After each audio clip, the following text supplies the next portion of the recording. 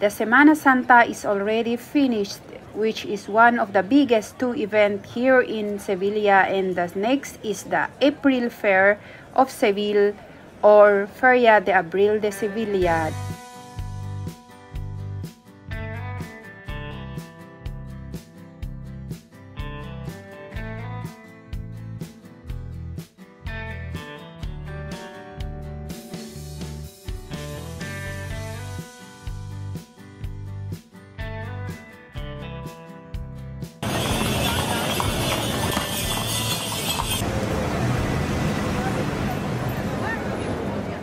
So in today's video is about the Seville Fair or La Feria de Sevilla in Spanish.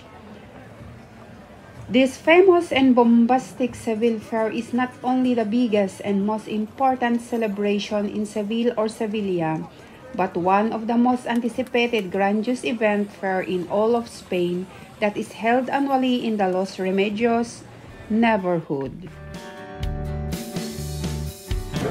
So, what do people do during the April Fair in Seville, Spain? It is a long week celebration. It is the time of a big party where people drink, people eat, people dance, people socialize and do acquaintances.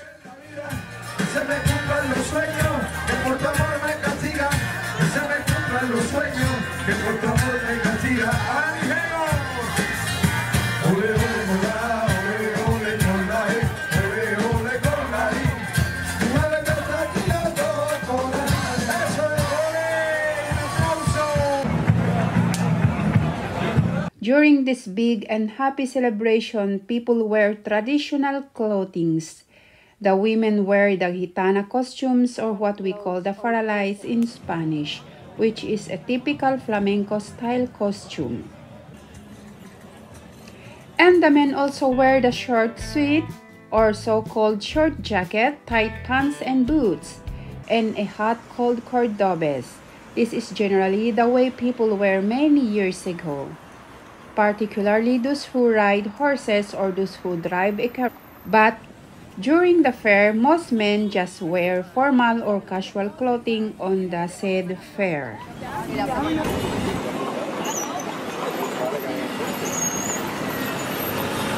For more information about this big event, so in order the event be well organized, people who wants to go inside the casetas during the fair, each one have their own reserved paid casetas at the Seville Fair. Casetas literally small houses, green or red and white striped tent or varying sizes that are arranged along the street, and each caseta has its own name on the front and can belong to a local family, group of friends, business people, clubs, trade associations or political parties.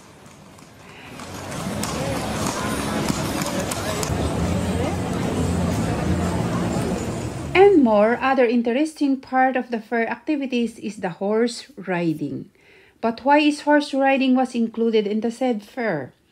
During the old days, horse is one of the old town of Seville used as a way of transportation, and in order to combine important history and authentic and more fun experience during the important fair, so traditional horses riding and carriage riding become part of the said fair, though some are for rent.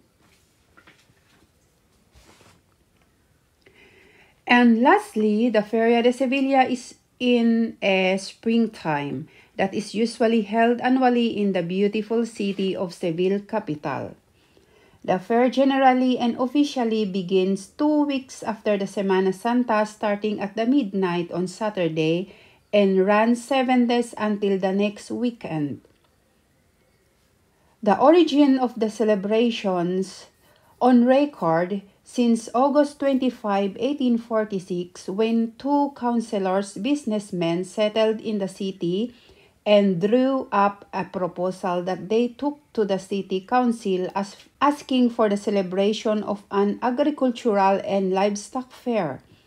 So from there onward, it was being celebrated and become more and more bombastic and at last become spreadly famous in Spain. So this is how the Seville Fair in April or Feria de Abril de Sevilla, España. So guys, thank you for watching and have a nice day everyone.